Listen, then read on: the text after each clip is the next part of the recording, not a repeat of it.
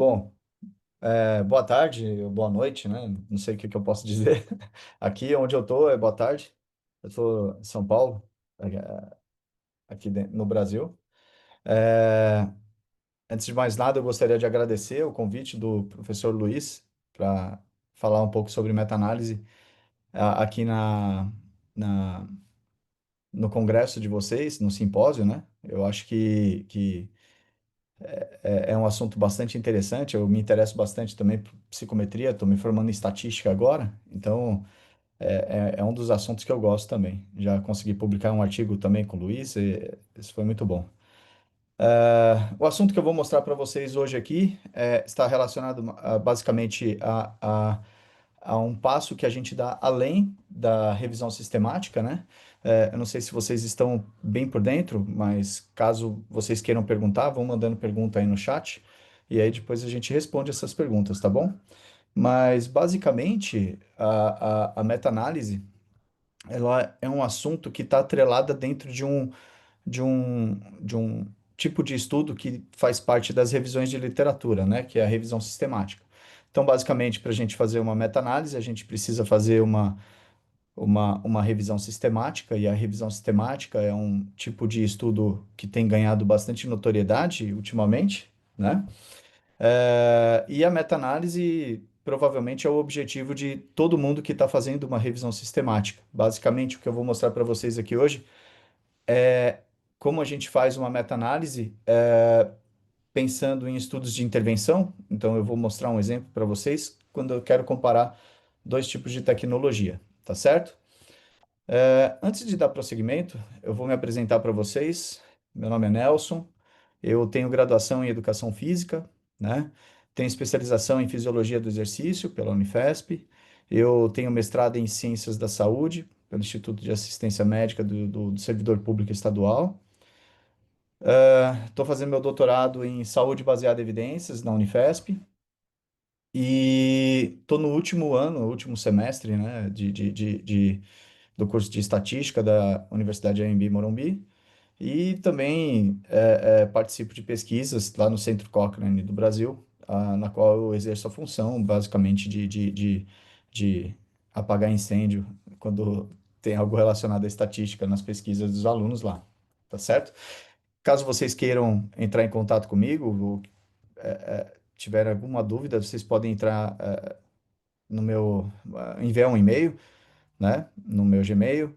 Pode ser, por exemplo, se vocês quiserem, tiverem mais confiança, pode me procurar lá no Instagram ou até mesmo no Facebook. Eu costumo responder mais pelo Instagram mesmo, mas se vocês mandarem no Facebook, de vez em quando eu dou uma olhada lá e se tiver alguma pergunta, eu acabo respondendo, tá certo? Então vamos lá. Vamos falar um pouquinho sobre o que que é meta-análise antes de eu sair mostrando para vocês como é que a gente executa uma meta-análise no R, tá? Ah, Meta-análise é um conjunto de técnicas estatísticas, né, que produzem gráficos que são utilizados para combinar os efeitos dos estudos individuais. Então, geralmente, quando uma pessoa ela quer verificar se uma intervenção, por exemplo, uma intervenção psicológica, ela tem um efeito sobre uma determinada condição de saúde, né?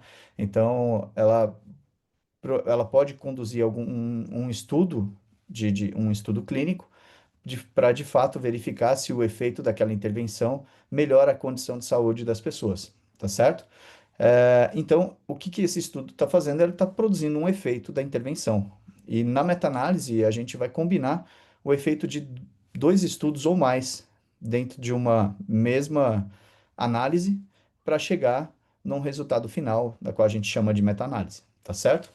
E a pergunta é como é que ela faz isso? Ela faz isso utilizando uma estatística bem simples e bem básica, como vocês vão ver nos slides posteriores, né, ao longo dessa aula.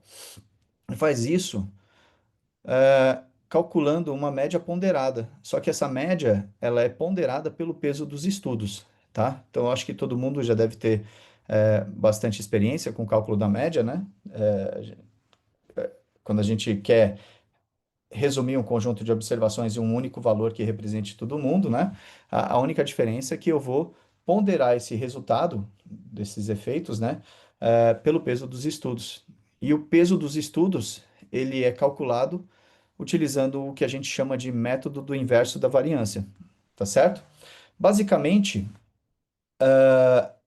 esse método do inverso da variância, ele pode mudar um pouco, dependendo do tipo de dado que eu estou utilizando na minha análise. Mas, na maioria dos casos, é utilizando o inverso da variância. Para ser um pouquinho mais claro, vamos imaginar que eu fiz uma revisão sistemática, tá certo? E aí, nessa revisão sistemática, eu encontrei 4 estudos, e vamos imaginar que essa revisão sistemática teve o objetivo de saber se a irrigação ultrassônica num tratamento endodôntico, né, tratamento de canal, ele é mais efetivo do que, por exemplo, um tratamento convencional para remover ou para desinfectar a quantidade de bactérias que tem na, no, no nervo do dente, tá certo? Então, vamos imaginar que a gente fez uma revisão sistemática, tá certo? E eu coletei esses dados desses 4 estudos aqui que vocês estão vendo. O que que esse número médio está me mostrando? Ele está me mostrando exatamente o efeito, né, que tem o tratamento endodôntico com essa irrigação ultrassônica. Então, os participantes que tiveram uma irrigação ultrassônica nos seus dentes durante esse tratamento de canal, eles tiveram uma redução, eles reduziram 1,20 número de bactérias com esse desvio padrão e esse tamanho da amostra. Já no grupo que recebeu o tratamento convencional, eles tiveram também uma redução, né? E essa redução, só que essa redução não foi tão grande quanto essa, né? Aqui eles têm um número maior de bactéria, aqui eles têm um número maior de bactéria do que aqui. E aqui eu tenho o N dos participantes. E eu tenho esses dados para cada um dos 4 estudos que foram incluídos nessa revisão sistemática, tá certo? Muito bem, para eu fazer a meta-análise, eu vou utilizar um cálculo bem simples, que eu já mostrei para vocês. É um cálculo de média ponderada. Esse teta, chapéu que vocês estão vendo aqui, ele representa o resultado da minha meta-análise. Então, só para vocês entenderem onde que a gente está, eu quero calcular a minha meta-análise. Então, eu quero estimar esse teta chapéu.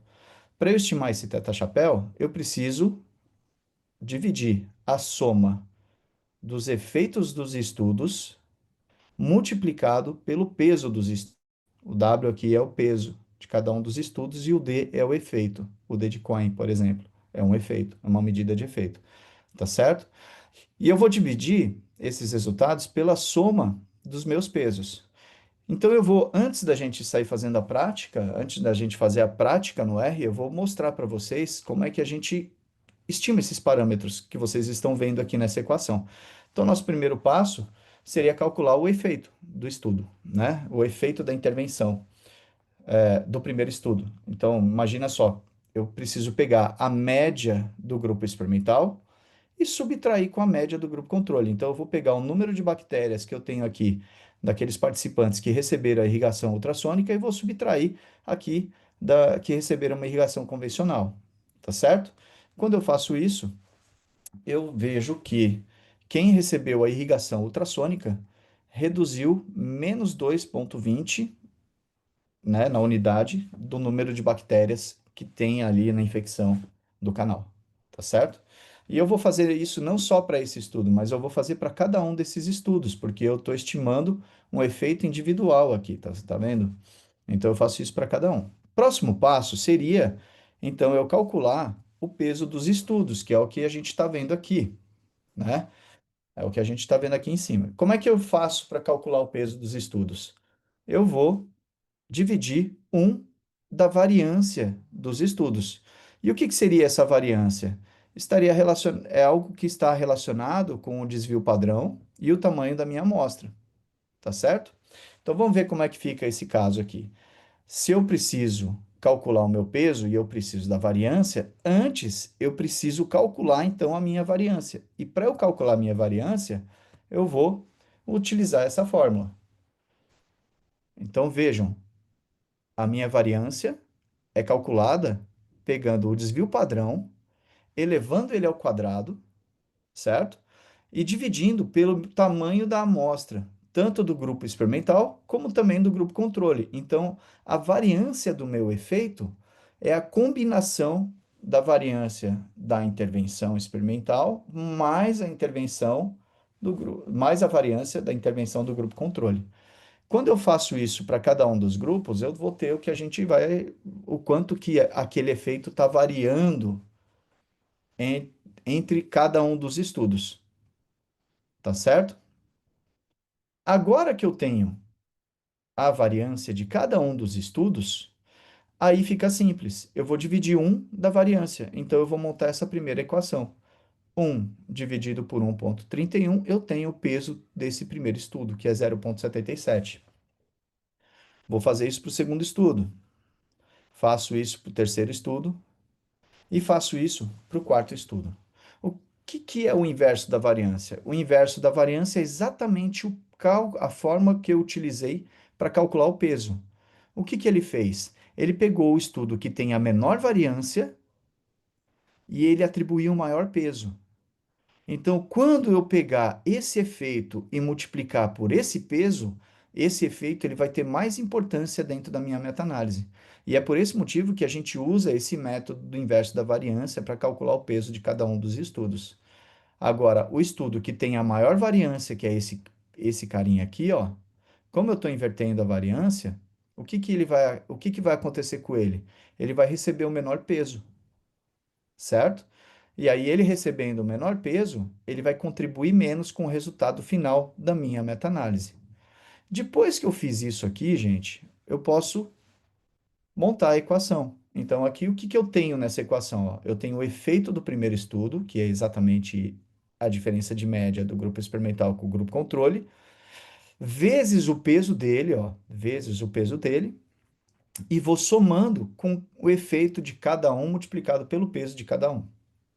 E no final das contas, eu somo todos os pesos e aí eu começo a interagir com o cálculo da minha meta-análise, tá certo? E aí, olha só o que que vai acontecer. Quando eu dividir esses efeitos ponderados pela somatória dos meus pesos, eu vou ter o que a gente chama de meta-análise. Então, a meta-análise, gente, é uma medida média dos efeitos dos estudos, tá? Então, apesar do nome ser feio, a meta-análise parecer algo muito complexo, a forma como eu vou calcular isso é bem simples, tá? Bom, mas como eu disse para vocês, né? É só uma média. Eu preciso calcular também qual seria a precisão dessa média. E a gente calcula a precisão dessa média com base nos intervalos de confiança. E para eu calcular os intervalos de confiança, eu preciso do θ. O que que é o θ? É o resultado da minha meta-análise. Vou subtrair e somar de 1,96, que corresponde a uma área de 95% de uma curva normal reduzida. Então, eu estou assumindo que a minha meta-análise ela vai ter uma distribuição normal, tá certo? E vou multiplicar pelo erro padrão da minha meta-análise. Mas vejam que eu tenho só a variância da minha meta-análise. Eu não tenho o erro padrão. E como é que eu faço para calcular o erro padrão? É bem simples. Eu usei o erro padrão para calcular o inverso da variância. Logo, eu vou interpretar o meu erro padrão como a raiz quadrada da somatória desses caras aqui. Então, eu vou utilizar essa outra fórmula que eu tenho aqui no slide, que é 1 dividido pela raiz quadrada da somatória dos pesos. E eu já tenho todos esses valores. Então, fica bem simples eu montar a minha equação. E aí agora eu vou resolvendo, eu resolvo primeiro a raiz quadrada, depois eu vou dividir 1 de 10,737, e aí eu vou ter o erro padrão da minha meta-análise. Aí agora que eu tenho o erro padrão da minha meta-análise, o que que eu faço? Eu vou calcular os intervalos de confiança, que é a medida de precisão daquela minha meta-análise. Então eu tenho a minha média e eu quero saber, no pior cenário, quanto que eu vou reduzir, e no melhor cenário, quanto que eu vou reduzir, quanto que eu vou melhorar, tá? Basicamente seria isso. Então aqui eu tenho eu montei a fórmula para vocês verem como é que ficaria o resultado da meta-análise. Então eu tenho menos 1,42, que é a meta-análise, menos, porque é o limite inferior do meu intervalo de confiança, menos 1,96, vezes o erro padrão da meta-análise. Então, eu vou ter o primeiro intervalo de confiança, certo? Calma que a gente já vai interpretar esse resultado. E aí eu vou calcular o limite superior do meu tamanho médio, da minha meta-análise, né? Do intervalo de confiança da minha meta-análise. E para eu fazer o limite superior, calcular um limite superior, eu faço a mesma coisa, só que a diferença é que agora eu vou somar, tá certo? Então eu pego menos 1,42, somo de 1,96 e multiplico pelo erro padrão, eu vou ter o meu limite superior do meu efeito médio, né, do meu resultado da meta-análise. E com isso eu vou concluir o seguinte: olha, fazer a irrigação ultrassônica reduz em média 1,42 a infecção bacteriana, certo? Sendo no melhor cenário eu reduzindo 1,60 e num pior cenário eu reduzindo 1,24 da infecção bacteriana. Muito bem. Então, a gente viu agora que calcular meta-análise não é difícil. Chegar naqueles valores que a meta-análise vai dar e vai cuspir no Forest, naquele gráfico que eu vou mostrar para vocês, não é difícil. É relativamente fácil. Eu só preciso saber exatamente o que que eu vou colocar dentro de cada um daqueles parâmetros, né, para eu calcular os resultados da minha meta-análise. Só que a meta-análise, eu posso calcular ela com base em um modelo de efeito comum e ou utilizando um modelo de efeitos aleatórios. Isso é muito bom a gente saber também o que que seria isso. O modelo de efeito comum, ele é aquilo que eu mostrei para vocês. É todo esse cálculo. Então, o que a gente acabou de calcular é o modelo de efeito comum. O modelo de efeito comum, quando a gente calcula ele e a gente vai apresentar, a gente não apresenta aquele monte de fórmula. A gente vai apresentar ele os resultados daquele monte de fórmulas em um gráfico como esse que vocês estão vendo. Esse gráfico ele é chamado de forest plot. Por que as pessoas chamam ele de forest plot? Porque basicamente eles acreditam que isso aqui se parece com uma árvore. Então eles falam que é um gráfico de floresta, por exemplo, né? Então vocês podem pegar aí no Google que essa é uma das explicações pelo qual esse tipo de gráfico acabou recebendo esse nome, tá certo? E esse gráfico, ele apresenta tudo que eu já mostrei para vocês, ó. Ele apresenta ah, a infecção bacteriana para quem recebeu a irrigação ultrassônica, o número de participantes, o desvio padrão, tanto do grupo experimental como também do grupo controle. Ele apresenta o tamanho médio, né, o efeito de cada um dos estudos com seus respectivos intervalos de confiança, que vocês estão vendo aqui. E também apresenta o resultado final, que é o resultado da meta-análise que a gente acabou de calcular lá em cima, né? Como é que eu vou interpretar esse gráfico? Esse gráfico, ele é bem simples da gente interpretar. Vamos imaginar que isso aqui é uma linha de efeito nulo. Por que linha de efeito nulo? Aqui eu estou tratando de médias. Então, uma média, quando ela é igual a outra, e eu estou subtraindo esses dois valores, o valor nulo seria zero. Então, 2 menos 2 seria zero. Então, a linha de efeito nulo, ela vai cruzar aqui no valor zero, dentro do eixo de dispersão dos meus efeitos, certo? Cada um desses pontinhos que você está vendo aqui representam aonde que eu vou interceptar o valor do meu efeito no eixo de dispersão. Então, por exemplo, se eu traçar uma reta daqui até aqui embaixo, ele vai encostar exatamente em menos 2,20. Então vamos imaginar que isso aqui é minha régua, né? Então ele está encostando aqui. Esse aqui é 0,61, então ele está encostando para cá, ó. 0,61 e assim por diante. Cada um dos quadrados que vocês estão vendo aqui, eles possuem um tamanho diferente. Então, ó, esse aqui ele tem um tamanho, ele está pequeno, mas se vocês olharem bem, dá para ver um quadrado. Aqui quase não dá para ver, mas esse aqui já dá para ver um quadrado bem grandão. E esse aqui um quadrado um pouquinho menor também, né? Por que que existe essa diferença? Porque eu estou mostrando que no modelo de efeito comum, o peso dos estudos ele importa para o cálculo da minha meta-análise. E o estudo que está contribuindo mais com o resultado da minha meta-análise é exatamente esse aqui, que recebeu o maior peso, né? Se vocês olharem aqui, ele representa, o peso dele é 95% da contribuição dele para o cálculo da minha meta-análise. Puxa, Nelson, não entendi. Como é que eu vou interpretar esse negócio? É bem simples. Vamos imaginar que isso aqui é uma bola de futebol. Isso aqui é uma trave de futebol. Uma trave do gol. Aqui eu tenho o gol que está a favor da irrigação ultrassônica. E aqui eu tenho o gol a favor da irrigação convencional. Vejam que eu chutei a bola e a bola entrou no gol. Foi gol a favor de quem? Da irrigação ultrassônica. Então, fazer a irrigação ultrassônica reduz a infecção bacteriana quando comparado com a irrigação convencional, certo? Se eu chuto a bola e a bola vai para o outro lado, quem fez o gol foi o tratamento convencional. Então eu vou falar, olha,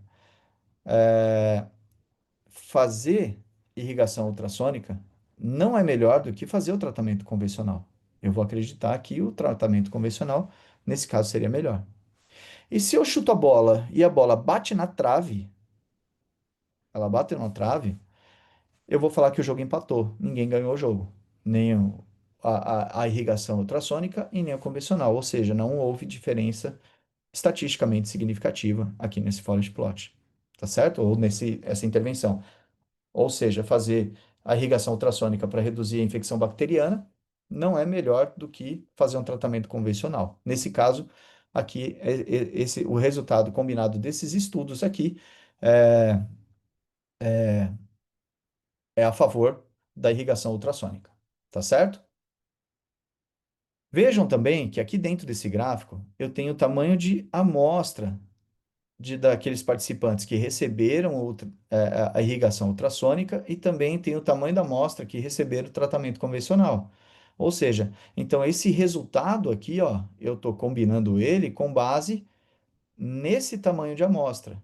Então, o resultado da minha meta-análise acaba tendo um poder maior para identificar um efeito do que os estudos individuais, tá certo? Por que que isso acontece? Porque eu estou combinando os efeitos. Então, quando eu combino os efeitos e tenho um resultado médio, eu posso generalizar. É como se eu tivesse um ensaio clínico grandão que vai me dar o resultado final para todo mundo. Por isso que é tão importante a gente, quando vai tomar alguma decisão clínica no tratamento de algum paciente, a gente utilizar como uma referência uma revisão sistemática e que tenha, por exemplo, uma meta-análise, como vocês estão vendo, tá? Uma outra coisa que eu tenho aqui no Forest Plot são essas estatísticas de heterogeneidade, ó. Essas estatísticas de heterogeneidade, elas estão me mostrando o quanto que eu tenho de variação nos efeitos entre esses estudos. Então, eu tenho várias estatísticas. Eu tenho o I quadrado, que está mostrando que eu tenho 80% de variação entre os efeitos dos estudos. Eu tenho uma outra estatística que chama tal quadrado. Isso aqui é o desvio padrão do meu modelo de meta-análise, tá? E eu tenho um p-valor aqui que representa o nível de significância da heterogeneidade estimada por um valor chamado Q de Cochrane. Vamos falar um pouquinho sobre essa heterogeneidade, que, na minha opinião, é a coisa mais importante que tem aqui no cálculo da meta-análise, tá certo? Quando a gente faz uma revisão sistemática, o que que a gente quer ver? A gente quer ver o quão consistentes os resultados dos estudos são. Basicamente, eu quero ver se a minha intervenção, se a intervenção que eu tô, que os estudos estão estudando, avaliando, ela produz o mesmo resultado entre os estudos. Se eu faço uma revisão de literatura, eu encontro todos os estudos que investigaram os efeitos dessa intervenção, e eu vejo um forest plot como esse aqui, que vocês estão vendo na esquerda, eu vou assumir que o resultado da minha intervenção é consistente. Ou seja, eu vou ficar muito mais confiante no resultado da minha meta-análise ou da minha intervenção, tá? Então, ela de fato está dizendo que a intervenção é melhor do que o comparador dela para melhorar a condição de saúde do meu paciente. Agora, se eu tiver um outro, um, fizer uma revisão sistemática e eu encontrar estudos que estão a favor da minha intervenção e encontrar estudos que não estão a favor da minha intervenção, estão a favor do meu controle, por exemplo, o resultado final ele vai ficar maior. Percebam aqui, ó, o tamanho do meu losango. Ele vai, as extremidades aqui, ó, deles representam os intervalos de confiança. Como eu estou somando, eu estou calculando a média desses estudos, eu estou combinando os resultados, é natural que o resultado final tenha um losango, né, uma figura como essa daí, um pouquinho mais estreita. Agora, se eu tiver muita heterogeneidade aqui na minha meta-análise, né, o meu losango ele vai ficar muito esparso. Os limites, os intervalos de confiança vão ficar bem grandes. Então, quando eu tenho muita heterogeneidade, o meu resultado ele é inconsistente. E eu não sei se eu confiaria tanto assim na na minha intervenção para dar para o meu paciente, já que o resultado é inconsistente entre os estudos. Então, eu poderia avaliar isso melhor, tá certo? Então, é importante que a gente avalie a heterogeneidade dentro da meta-análise. As medidas de heterogeneidade que a gente usa para avaliar a heterogeneidade na meta-análise são teste Q de Cochrane, que eu já falei para vocês, o I quadrado, que me dá uma proporção, também já mostrei para vocês, e o tal quadrado, que é o desvio padrão da minha meta-análise. Então vamos ver como é que se comporta cada uma dessas estatísticas para você ver. O Q de Cochrane, por exemplo, ele é estimado utilizando esse teste estatístico que vocês estão vendo, né? Então, olha só como é simples. É a somatória do peso dos estudos multiplicado pela diferença do efeito médio, do efeito pontual, do efeito do estudo, menos o resultado da minha meta-análise, menos o θ, elevado ao quadrado. Basicamente, o que que essa fórmula está me dizendo?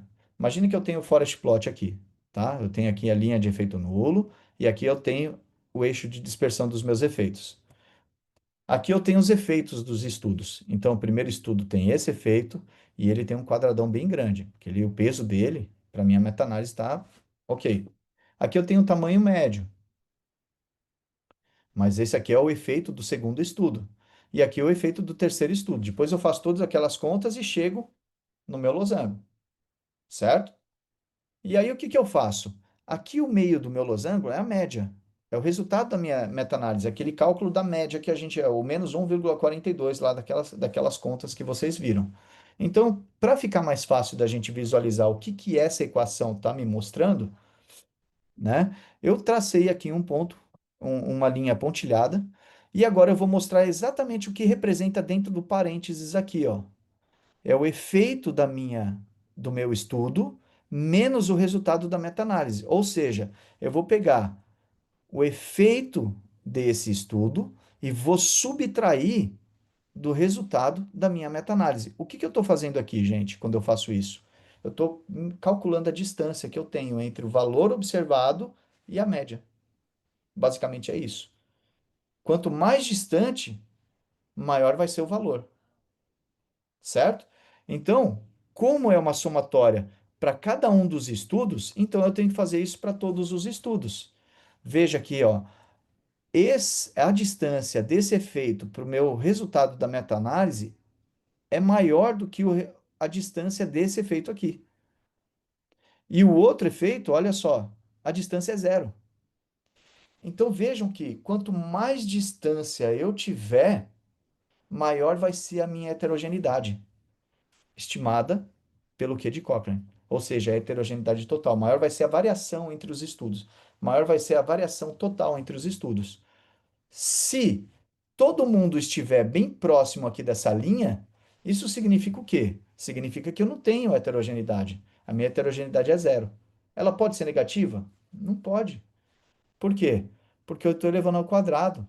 Então, eu estou tirando a influência dos sinais. Então, a minha heterogeneidade nunca vai ser negativa, ela vai ser sempre positiva. Ela vai começar em zero e tende ao infinito. Isso se parece com uma distribuição que quadrado. Então, olha só, a minha distribuição aqui quadrado, à medida que ela vai aumentando aqui, ó, à medida que eu vou aumentando o Q, o valor de Q, eu vou diminuindo a frequência com que eu espero que aconteça essa heterogeneidade. E aí, isso aí vai acontecer de acordo com o número de estudos, né?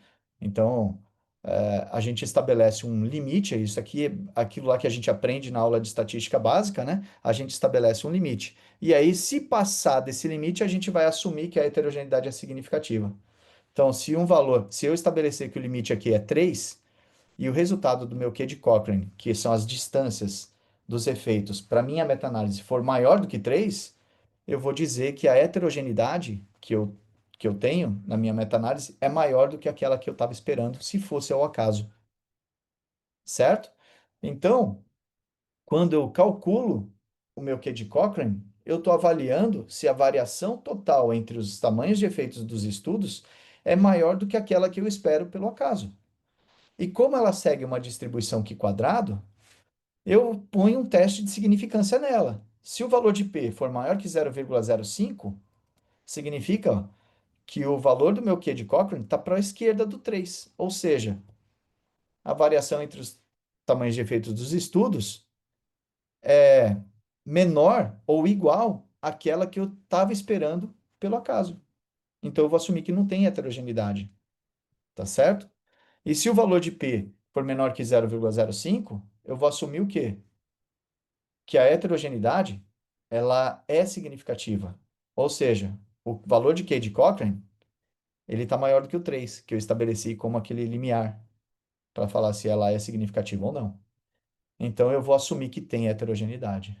Quando o P é maior que 0,05, não há heterogeneidade. Quando o P é menor que 0,05, eu vou assumir que tem heterogeneidade.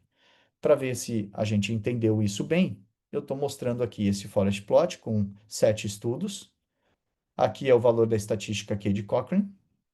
Aqui os graus de liberdade, que é K-1, então é o número de estudos, -1, né? Então, se eu tenho 7 estudos, então aqui o meu grau de liberdade vai ser 6. E aqui é o valor de P com base na distribuição Q quadrado, mostrando que a minha heterogeneidade ela não é significativa. Ou seja, a variação que eu tenho aqui nesse forest plot é uma variação que está acontecendo ao acaso. Tá certo? Muito bom. Então eu vou assumir que não há evidências de heterogeneidade dentro desse forest plot. Os efeitos não estão variando mais do que eu estava esperando pelo acaso.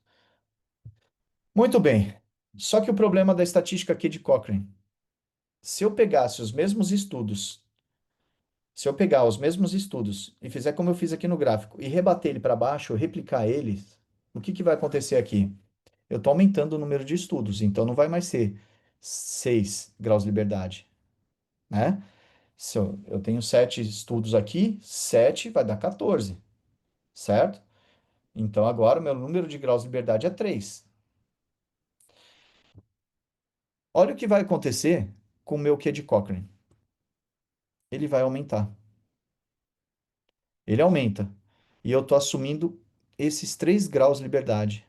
E quando eu faço o Q quadrado para ver se esse Q de Cochrane ele é significativo para esse número de estudos, eu vejo que ele é significativo. Meu P é menor que 0,05. Ou seja, agora nesse caso eu tenho uma heterogeneidade significativa. Então, o que eu quero dizer para vocês é que assim, o Q de Cochrane é uma estatística que mede se a heterogeneidade ela é significativa ou não. Mas ela tem um baixo poder quando ela tem, quando eu tenho poucos estudos dentro da minha meta-análise. E ela tem muita sensibilidade quando eu aumento o número de estudos. Então, a estatística Q de Cochrane, ela não deve ser utilizada sozinha para avaliar a heterogeneidade dentro dos estudos. E isso está escrito aqui dentro desses slides, tá? Bom, uma outra alternativa, então, é a gente recorrer ao I quadrado. O I quadrado, ele não é uma estatística, ele é um índice, tá? O que que ele vai fazer? Ele vai quantificar a proporção da variabilidade entre os efeitos dos estudos que se deve à heterogeneidade verdadeira. Como que eu calculo o I quadrado? É bem simples. Eu pego o Q de Cochrane, subtraio a quantidade de graus de liberdade, eu tiro o número de estudos e divido pela heterogeneidade total. Ou seja, eu quero ver se essa heterogeneidade, ela, a proporção dela em relação à heterogeneidade total. Basicamente é isso que eu estou fazendo. Se eu pegar aqueles estudos lá que eu estava mostrando para vocês, né, e eu for calcular agora o I quadrado, Olha só que interessante. Para essa primeira meta-análise, é o Q menos o grau de liberdade dividido pelo Q, pelo total. Eu vou ter 50% de heterogeneidade. Ou seja, os efeitos variam 50% e essa variação se deve à variação total dos efeitos, certo? Então, aqui 50%. Agora, quando eu multipliquei os estudos, então eu tenho agora, são os mesmos estudos, só que replicado. Agora, o que que acontece? O Q de Cochrane aumenta, ele dobra, né? E os graus de liberdade também aumentam. E o nível de significância diminui. Quando eu calculo o i quadrado, eu tô avaliando o quê? A proporção de variabilidade dos efeitos em relação à variabilidade total. Olha que curioso. Eu aumentei o número de estudos, certo? São os mesmos efeitos. Agora a minha heterogeneidade reduziu para 46%. Então, o handbook da Cochrane, que é um handbook que recomenda como se faz revisão sistemática, meta-análise, essas coisas, ele vai dizer para a gente o quanto que a gente, é, o que que a gente pode utilizar para medir a heterogeneidade. Então, a gente vai usar o Q de Cochrane junto com o i quadrado, certo? A vantagem do i quadrado é que o próprio handbook da Cochrane, ele dá uma tabela de classificação para mim. Então ele fala assim, olha, quando o i quadrado é de 0 até 40%, eu vou dizer que a heterogeneidade ela pode não ser importante. De 30 a 60%, a heterogeneidade ela pode ser moderada, tá?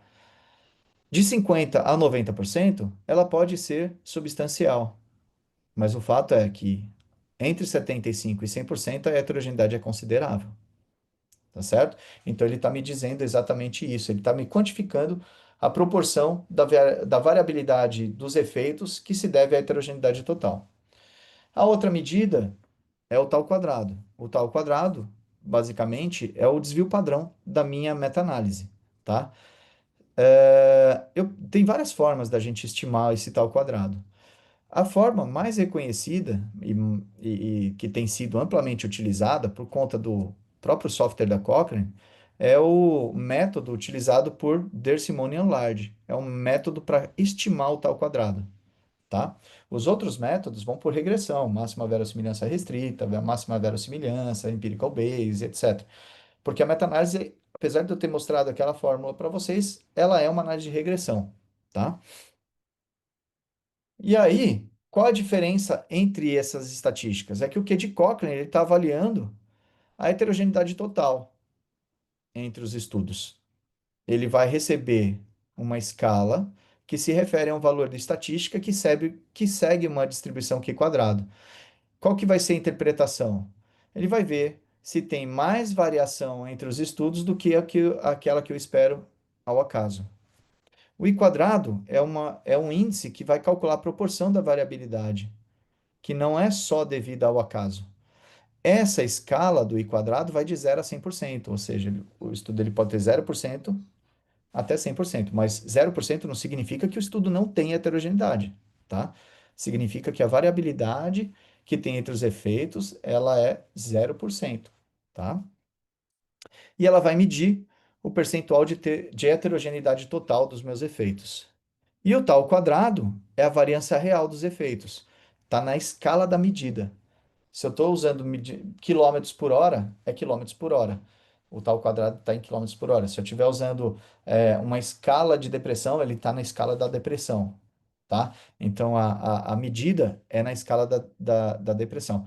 Ela também mede a quantidade de heterogeneidade, mas ela é mais utilizada quando a gente coloca ela dentro do meu modelo de efeito comum para fazer com que ele vire um modelo de efeitos aleatórios, certo?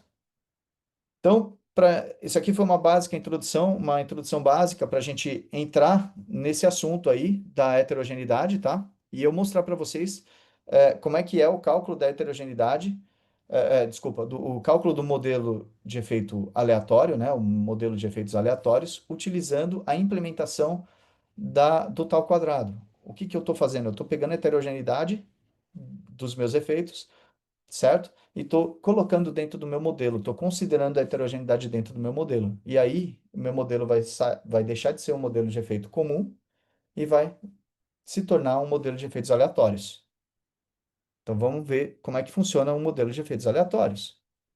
Aqui eu tenho os mesmos dados daquele exemplo que eu usei, que eu mostrei para vocês anteriormente.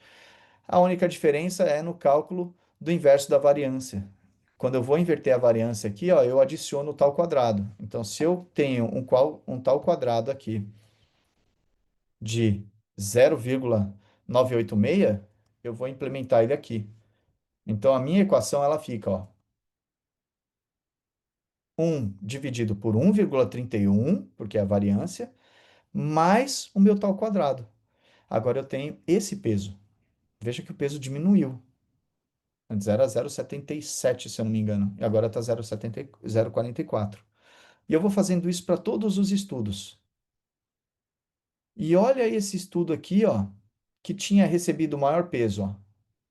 Menos 1,48 dividido por 0,01 tinha dado 109 de peso. Agora, quando eu faço isso e implemento a heterogeneidade, o meu peso ele fica bem próximo. Então, o que que eu estou fazendo? Eu estou atribuindo o mesmo peso para todos os estudos. Certamente isso vai implicar no cálculo da minha meta-análise. O que eu estou colocando heterogeneidade dentro do meu modelo, tá certo? Agora, antes era -3, -16, alguma coisa, agora é -2. E quando eu calculo a meta-análise, aquele efeito de -1,42 agora fica -0,93. E quando eu calculo o erro padrão para calcular os efeitos, os intervalos de confiança da minha meta-análise, o meu erro padrão ele fica maior. Antes era 0,0 alguma coisa. Então, por que que ele fica maior? Porque eu tenho mais heterogeneidade dentro desse modelo. Então, quando eu implemento isso dentro do cálculo dos meus intervalos de confiança, os meus intervalos de confiança, que antes era -1,60, agora ficou -2,09. Ele ficou mais amplo. Ou seja, no melhor cenário, eu vou reduzir 2,09 a infecção bacteriana, né, no meu tratamento endodôntico. E aqui, só que ele vai ficar, aqui não é menos 0,23, é 0,23, tá? Ele vai ficar 0,23.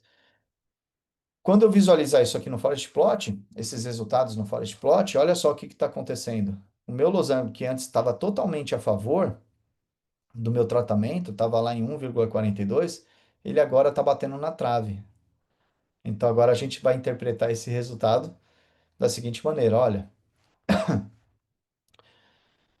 fazer a irrigação ultrassônica não é mais efetiva, não é melhor do que a irrigação convencional para reduzir a infecção bacteriana no meu tratamento endodôntico. São os mesmos dados, são os mesmos dados. A única coisa que eu utilizei foi um modelo diferente. Eu deixei de usar um modelo de efeito comum para utilizar um modelo de efeitos aleatórios, tá certo? Veja também que o quadrado dos estudos aumentou, ou seja, eu estou dando mais peso para aqueles estudos que têm maior variabilidade. Então, eu estou igualando, eu estou considerando a heterogeneidade dela, tá certo? Eu não estou, a heterogeneidade fica a mesma coisa, fica 80%, mas isso daí são outros 500, tá? Qual que eu devo utilizar, Nelson? Modelo de efeito comum ou modelo de efeitos aleatórios? Vejam a diferença entre o modelo de efeito comum e o modelo de efeitos aleatórios nesse slide que eu repliquei para vocês. São os mesmos dados, tá? Bom, para eu entender como é que eu vou saber qual modelo eu vou utilizar, e isso aqui é para toda a área da saúde, tá?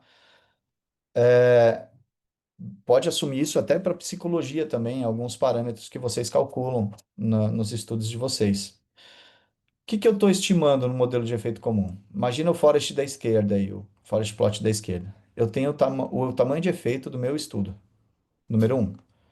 Tenho o tamanho de efeito do estudo número 2. E tenho o tamanho de efeito do estudo número 3, certo? Agora, o que que eu tenho? Eu tenho o resultado da minha meta-análise, o θ, ou aquele losango. Eu coloquei ele aqui pela metade para vocês visualizarem isso, tá? O modelo de efeito comum, ele vai assumir o seguinte: isso aqui que eu tô verificando, o efeito de cada um dos estudos, não é o efeito verdadeiro. O efeito verdadeiro é esse aqui. E ele é comum em todos os estudos. Mas por que que esse estudo estimou um efeito diferente do efeito real, do efeito verdadeiro? Ora, provavelmente isso aconteceu porque é um erro de amostragem. Se eu considerar uma distribuição de efeitos aqui, ó, todo mundo tem distribuição normal. Então, isso aqui, a diferença disso aqui para isso aqui seria um erro da minha amostragem. Isso aqui para isso aqui seria um erro da amostragem e isso aqui para isso aqui seria um erro da amostragem. Agora, no meu modelo de efeitos aleatórios, eu tenho lá o efeito do estudo 1, o efeito do estudo 2 e o efeito do estudo 3. Só que eu calculo a meta-análise. Só que quando eu calculo a meta-análise, eu vou considerar que os efeitos verdadeiros, eles podem variar entre os estudos, porque eles pertencem, embora seja a mesma população, eles pertencem a amostras diferentes, tá? E aí, o que que eu tenho, então, aqui nesse modelo? Eu tenho distribuições de efeitos verdadeiros variando em torno da minha estimativa final. Então, no modelo de efeitos aleatórios, eu estou estimando que esses efeitos verdadeiros, eles estão atribuídos a uma distribuição de efeitos dentro da minha meta-análise, que é o que mais interessa. Na minha meta-análise de efeito comum, eu calculo um θ. E aqui, no modelo de efeitos aleatórios, eu vou calcular uma média desconhecida, o μ. E aqui são as formas como eu vou obter esses dois modelos. Putz, Nelson, você se esforçou pra caramba, explicou até que razoavelmente bem. Eu entendi olhando os desenhos, mas eu sei que eu vou esquecer. Mas agora vocês não vão. O que que o efeito comum diz? A intervenção tem o mesmo efeito na população. Já no efeitos aleatórios, ele diz que o efeito da intervenção pode variar na população. Ora, gente, vamos falar por mim. Dor. Vamos pensar em dor. Quando eu fico resfriado, eu sinto dor no corpo inteiro. E o meu limiar de dor é bem baixinho. Isso significa o quê? Se eu pegar uma gripe, vocês vão ter a impressão que eu estou morrendo. E eu conheço pessoas, inclusive meu irmão, minha esposa, outras pessoas aqui perto do meu convívio, quando pegam gripe, vocês nem percebem. Então eu não posso assumir que um resultado, que um desfecho, ele tenha o mesmo efeito na população. Ele vai ter uma diferença na população, ele vai variar na população. Então, o modelo de efeitos aleatórios ele vai considerar essa variação na população. No modelo de efeito comum, eu vou assumir que todos os estudos eles estão dentro da minha meta-análise, ou seja, que tudo que eu fiz no processo de revisão sistemática foi tão perfeito que está tudo lá.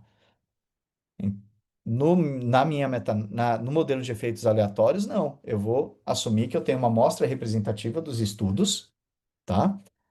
E essa amostra representativa dos estudos me permite fazer uma generalização para outras populações. No modelo de efeito comum, a variabilidade ela vai estar atribuída ao erro amostral, enquanto que no modelo de efeitos aleatórios, a variabilidade ela vai ocorrer dentro e entre os estudos. Ou seja, eu tenho a variabilidade dentro do estudo, que é o desvio padrão de cada um dos estudos, e eu também tenho a variabilidade que está entre os estudos, os efeitos de cada um dos estudos. Então eu pergunto para vocês, e nem precisa responder, tá? Qual modelo que vocês preferem utilizar para avaliar a eficácia de uma intervenção, tá? Nelson, você mostrou agora que os intervalos de confiança do modelo de efeitos aleatórios, ele é mais amplo. E o modelo de efeito comum, ele é menor. Isso significa que o modelo de efeitos aleatórios, ele é mais conservador? A resposta é não necessariamente. Aqui eu tenho uma meta-análise com diferentes estudos, utilizando o modelo de efeito comum. Antes era chamado de modelo de efeito fixo, tá? Agora é chamado de modelo de efeito comum. E também o modelo de efeitos aleatórios. Vejam que a estimativa e os intervalos de confiança, eles variam, mas eles variam bem pouco. Agora, por que que ele variou bem pouco?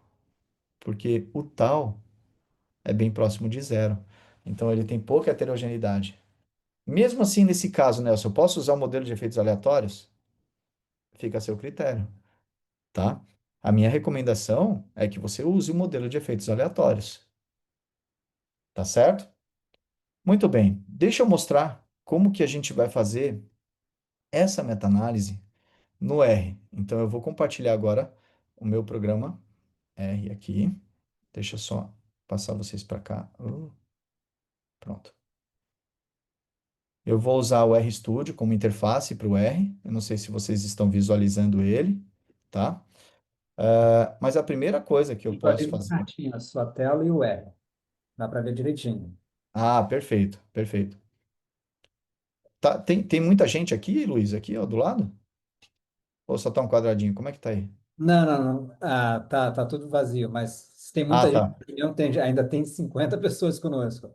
Não, tudo bem, não. Não, não, eu tô perguntando não pela quantidade de gente, é porque às vezes, para mim, eu tô vendo todo mundo aqui do lado, parece que tá cobrindo a tela. Ah, Aí não, não. A para gente está vocês. ali. Ah, tá, então tá bom.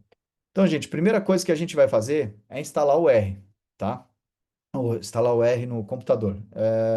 Isso vocês conseguem instalar de uma forma bem simples e rápida, utilizando qualquer vídeo do YouTube, tá? Vocês entram lá, como instalar o R no computador, vocês conseguem fazer a instalação no R no computador de vocês.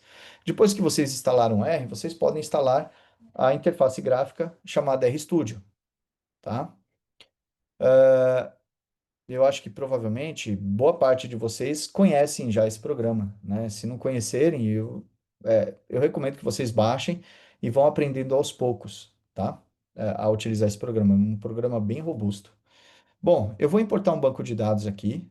Para importar o banco de dados, eu vou clicar aqui, ó, em Import Dataset e eu salvei esse banco de dados numa pastinha, numa planilha de Excel. Então eu vou clicar aqui na planilha de Excel. Browse para pesquisar onde eu salvei. Ops. Então tá aqui. Ah, eu salvei numa pasta bem. Tá aqui. Exemplos. Vou pegar esse exemplo aqui, pronto. Então vejo que esse aqui é o meu banco de dados, tá? Esse aqui que vocês estão vendo é o meu banco de dados.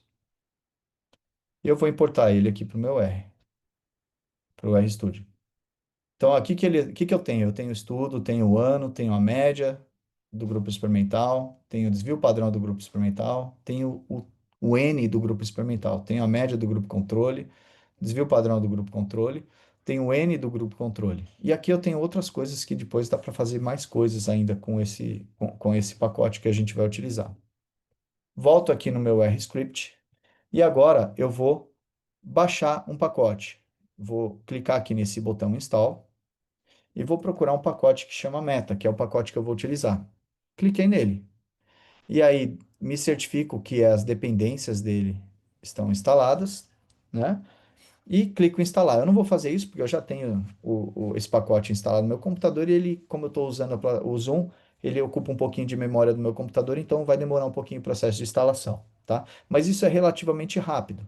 Coisas de menos de 2 minutos vocês conseguem instalar tudo isso que eu estou falando para vocês, tá? Bom, depois de instalar, eu vou ativar o pacote. Então, eu vou chamar aqui, ó, library meta. O que que eu estou fazendo com esse comando? Estou falando para o meu RStudio. Fala assim, olha, vai lá na biblioteca, pega o pacote meta e ativa ele. É como se fosse um celular. Se você pega o celular e vai abrir o aplicativo do seu banco para usar, para fazer um Pix para alguém, por exemplo, você vai pegar o celular, vai ligar ele e vai ter que clicar no botão para abrir o aplicativo do seu banco. E aí lá você consegue usar as funções do seu banco. Quando eu faço library, é exatamente isso. Eu estou colocando o dedinho lá no aplicativo e estou falando, abre o aplicativo para usar as funções. Eu estou usando a versão 8.1 do pacote Meta, tá? Então ele já carregou o pacote. Agora eu posso visualizar aqui, ó, essa meta-análise. Visualizei. Por que que eu gosto de visualizar ele? Porque os comandos que vão vir agora servem para eu usar como base exatamente o nome das colunas que eu tenho aqui. Então, a função que eu vou utilizar para fazer essa meta-análise é metacont, porque é meta-análise de dados contínuos, e cont é redução de, está abreviando aí o contínuos. Então, vai ser metacont. Vou abrir parênteses.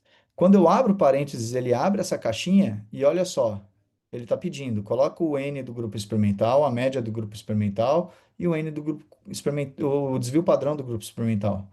Coloco o N do grupo controle, média do grupo controle e assim por diante. Então, eu vou fazer exatamente o que ele está pedindo, ó. Eu nomeei de N.E, então eu vou colocar N.E, vírgula. Eu nomeei aqui como M.E, mas pode ser qualquer nome, tá, gente? Mas desde que esteja aqui no banco de dados de vocês. ISD.E. Vou fazer a mesma coisa para o grupo controle. E agora eu tenho aqui, ó, uma coluna para o estudo e uma coluna para o ano.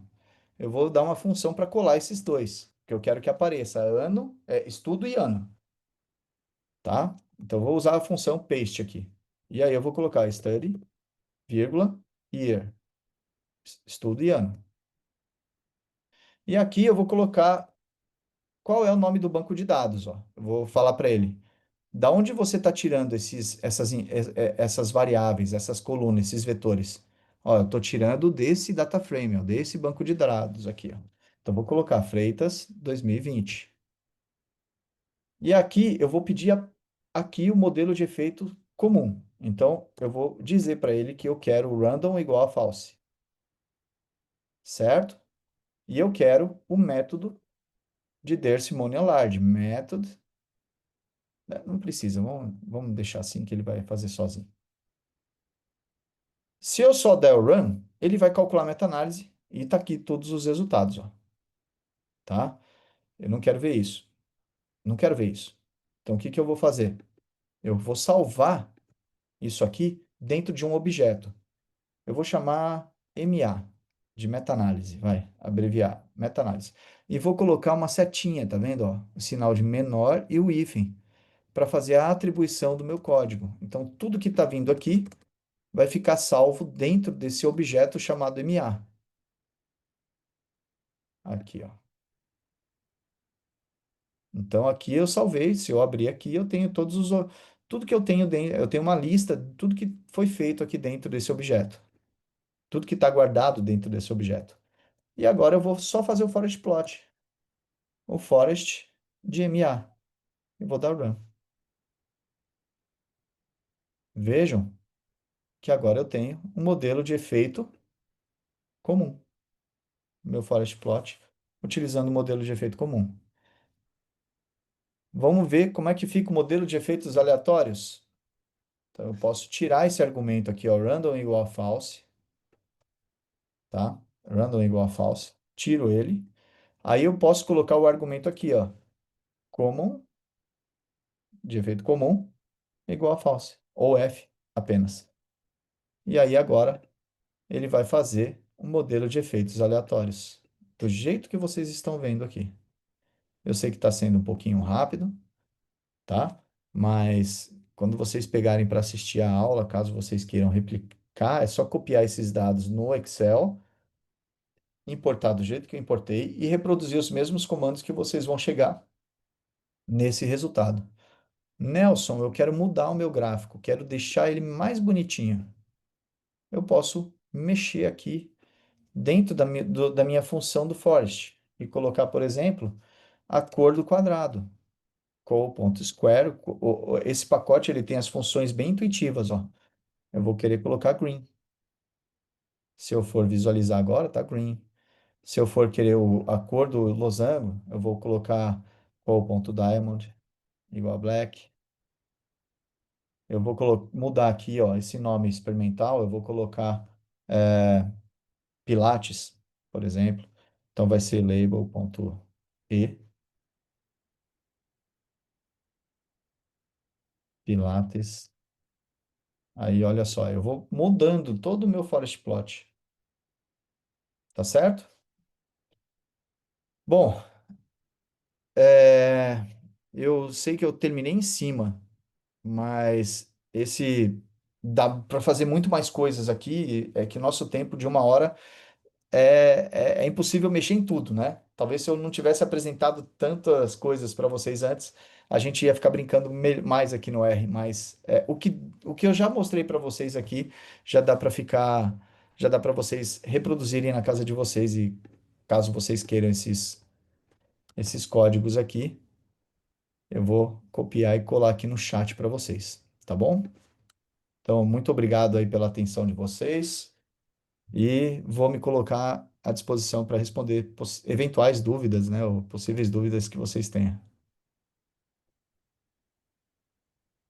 Bom, primeiro, antes de você acabar a sua apresentação, eu quero super te agradecer, hein, Nelson.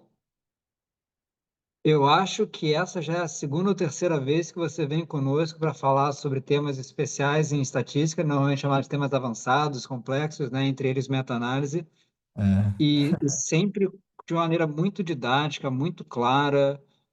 Eu sempre fico muito feliz, muito animado quando você está entre nós. Então, novamente, muito obrigado. poxa, Eu eu acho que que não estou falando agradeço. sozinho, né? Tem mais outras pessoas falando assim, obrigado, obrigado, obrigado, obrigado, obrigado pela participação, obrigado dos bastidores, excelente mesmo, excelente. É, valeu. Vamos Ó, ver se mostrando os bastidores da meta-análise foi diferente. Gostei dessa eu vou frase. aqui voltar para a sala para fazer o sorteio, peraí. Bom, se vocês tiverem alguma dúvida e quiserem perguntar, Nelson, você pode disponibilizar os slides? Muito obrigado pela palestra. Posso sim. Eu disponibilizo, eu vou deixar, vou salvar o PDF dele desses slides, porque ele está em Keynote, um arquivo Keynote. Eu vou salvar para vocês e vou enviar para o Luiz, e aí o Luiz deixa disponível para vocês, tá bom? Alguém tem alguma dúvida? Alguma coisa? Se alguém estiver fazendo revisão, quiser perguntar. Existem outros tipos de revisões sistemáticas, né? De meta-análises, né? Meta-análise de prevalência, meta-análise em rede, mas o cálculo é o mesmo, tá? Para tudo. O que vai mudar é o parâmetro que a gente vai avaliar. Nesse exemplo, eu mostrei para vocês diferença de médias. Quando eu tenho dados de prevalência, por exemplo, eu não tenho diferença de médias. Eu vou ter eventos, né? Só que eu vou jogar, eu vou fazer o logaritmo desses eventos. Então eu faço o logaritmo e faço os mesmos cálculos.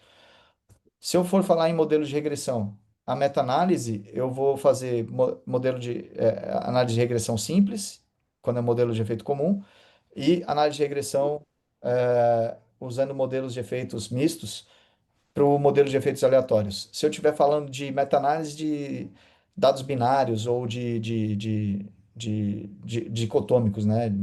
Onde eu tenho eventos, como, por exemplo, prevalência, risco relativo e etc., é o mesmo procedimento, a única diferença é que eu vou colocar o logaritmo. E se eu estiver falando em termos de análise de regressão, é análise de regressão logística simples para efeito comum e análise de regressão logística com modelos multiníveis para efeitos aleatórios. É relativamente simples modelar isso.